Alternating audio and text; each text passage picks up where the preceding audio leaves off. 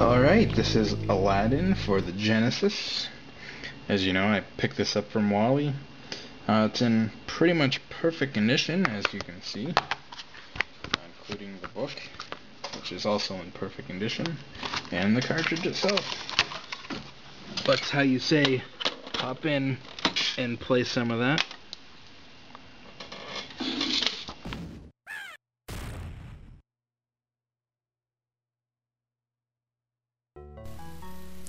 Okay, so as we can see, Virgin Games is responsible for this one.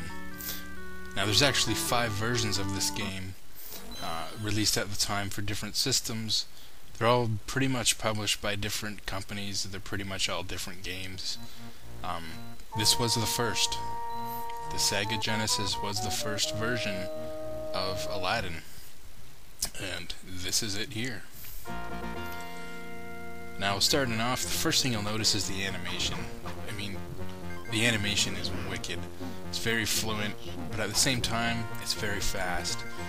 The controls are fast, the platforming is fast. You know, nothing feels laggy, nothing feels awkward.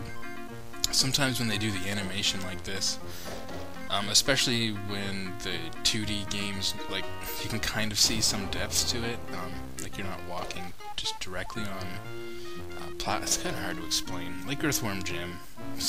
And, you know, speaking of like Earthworm Jim, this game was basically designed by the guys that eventually created Shiny and eventually created Earthworm Jim. And the music was done by, is it Tommy Tallaraco? You know, I actually know this guy originally from, he did this, electronic... what was that show called? Electronic Playground. There used to be a show called Electronic Playground. It was these 2 guys that would review video games. You know, I don't have cable TV or anything, but I believe it was on like your tech TVs and stuff like that, G4. And you know, I knew the guy from that. I never knew that he was actually a sound designer.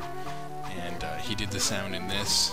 And when you hear some of the sound effects in this, they do remind you of Earthworm Jim, and that's because he's the same guy that did the sound effects in Earthworm Jim. So needless to say, the sounds are good, and like I said, the gameplay, the controls are really good. You know, a lot of times they put too much work into the animation, and you get something like Flashback, where the controls are really laggy. The controls kind of aren't really the main point of the game, I guess you'd say. But no, in this the controls are really good. Now here's a bonus level. There's a few bonus levels throughout the game. Here you're playing as the cutest little monkey ever. Wish I had a monkey. Or an ape, you know, like a chimpanzee. Yeah, I think it would be awesome to have a chimpanzee. One that wears clothing and eats bananas. But anyways, that's the end of the bonus game. And back to the game itself. Like I said, there's many versions of this game. The Sega Genesis was the first. This came out in 1993. The movie, I believe, came out in 1992, so I'm not sure how late exactly the game came out afterwards. But the game came out in late 1993, November 1993, for the Mega Drive or Sega Genesis. You know, there's all sorts of ports done. We all know there's a Super Nintendo version. The Super Nintendo version was actually done by Capcom. I guess Capcom had exclusive rights to do all the Disney games for Nintendo. So, you know, we saw a lot of Disney games on the Super Nintendo. They were pretty good games, and most of them were Capcom for a while. You know, there was just a time where they had exclusive rights to do the Disney games for Nintendo. So that's the main reason why the Sega Genesis game and the Super Nintendo game are quite different. They're very different games. Some people a lot of people seem to like the Genesis version better. I think most people I've heard seem to like the Genesis version better. I'm not sure why I haven't played the Super Nintendo version. Like I said, different developers, so they are going to be pretty different games. But I think for one, it's maybe the controls or the animation that are better on the Genesis version.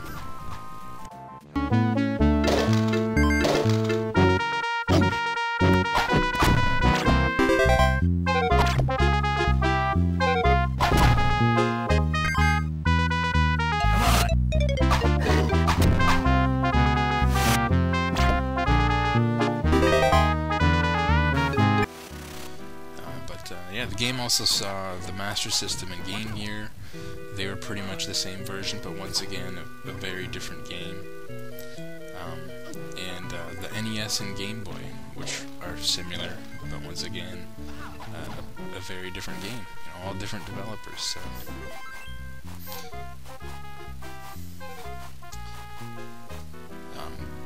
On this one, the animation was actually done by some of the guys that worked for Disney, some of the guys that did the animation for the movie. And, you know, Virgin Interactive, who was making the game, had their animators working very closely with actual animators from Disney, and they would basically digitize, you know, hand-drawn cells, and they would do the animation by hand. And once again, like I said, it looks great. It's really the first thing you notice when you see this game. The first thing that you'll notice is the animation's really good, and then maybe you'll be surprised to see that the gameplay's good. Like I said, really fun game. The controls are, you know, they're not laggy at all. They're real good controls. The boss fight here. I sometimes forget you can throw the apples. And they come in handy sometimes.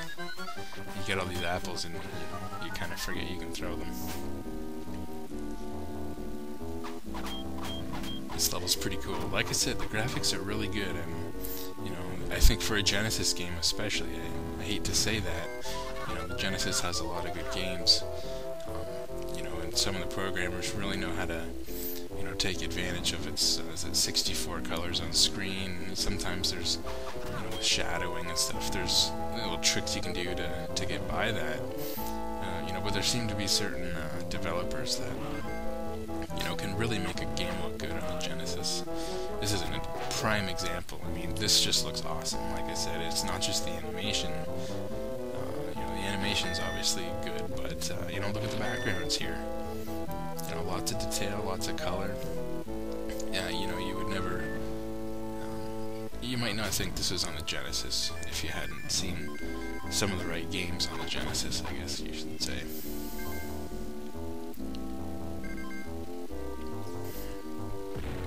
In 1993, EGM actually awarded this Best Genesis Game of the Year, and they also awarded it for Best Animation of that year. So, you know, like I said, it got good reception. The Genesis version was first, and you know, I'm not saying overall this is better than the Super Nintendo version, or vice versa.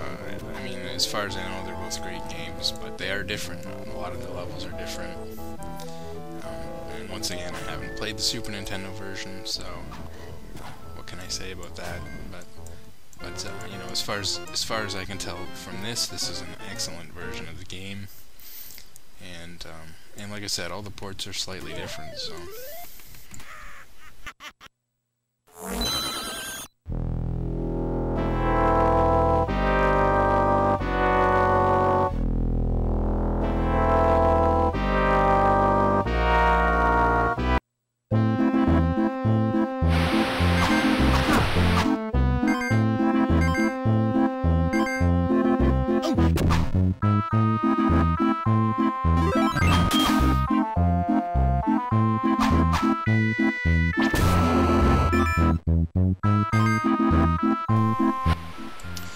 Anyways, I'm running out of time.